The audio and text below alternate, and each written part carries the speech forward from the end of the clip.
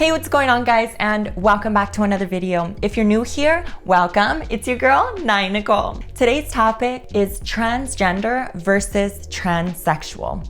Is there really a difference? Now stick around with me if you want to know what trans terms you should avoid using nowadays. And we're gonna go around the world talking about the terms that are used by different cultures. So stick around with me. In a world where it seems like there's so many trans-related terms being used to describe different people, it kind of makes you question, where did it all come from? How did it even start? So let's begin by talking about the first term, transvestite. Transvestite was a term that was coined by a German sexologist named Magnus Hirschfeld back in 1910 in Berlin. Magnus created this term, transvestite, by putting two words together, which is trans, meaning crossing over in Latin, and vestis, which means dressed. So crossed, dressed. So essentially the word transvestite was used to describe cross-dressers, people who normally would just dress up for sexual pleasures. So if you've been using this word, please stop. It is highly offensive nowadays. It's not a word that we use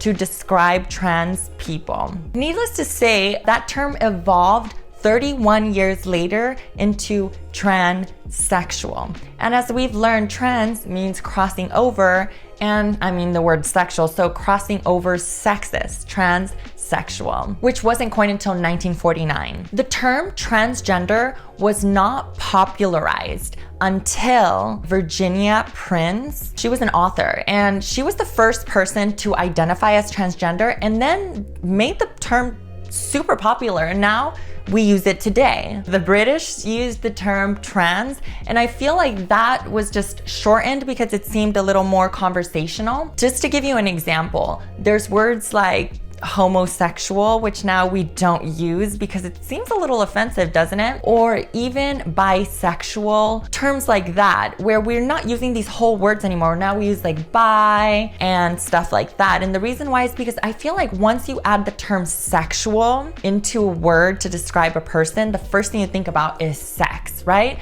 Imagine if I'm talking about someone who is bisexual, you would probably think they're having sex with both genders, right? If I say that person is just bi, you would think, oh, they date men and women. That's why I absolutely personally hate the word transsexual, because even though we use it in my Latin culture as people who cross over sexes, it seems highly derogatory. I've never used it to define myself, and I would hate for someone to use it to describe me. If you're one of those people in my Latin community that is still using that word, let's start using transgender because it's highly offensive. Now, obviously, way back in time, even before Hirschfeld, I believe that's the way you say his name, trans people still existed. And obviously there was probably terms being used before, he came up with the word transvestite.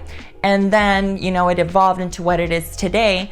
But there's also around the world so many different names. For example, the Polynesian people call trans people fa'afafine. Or you have people in Thailand calling themselves ladyboys or tomboys. These are words that are offensive in America, but back in Thailand, they're not. Or with the Polynesian people.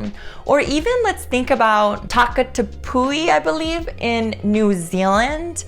Or even the hijra in India. Now, it's totally okay for all of these people to use these terms within their cultures, but when you use those terms here in the United States, at least, they're highly offensive. Like if you were to call someone a ladyboy or a hijra here in the US, you're probably gonna get a black eye. So do not use any of these terms to define anybody unless you know that they like to define themselves as such. Although there's all of these terms to describe transgender people, there is quite the difference, as you can see, between transgender, transsexual, transvestite, fa'afafine, hijra, and the list goes on and on and on.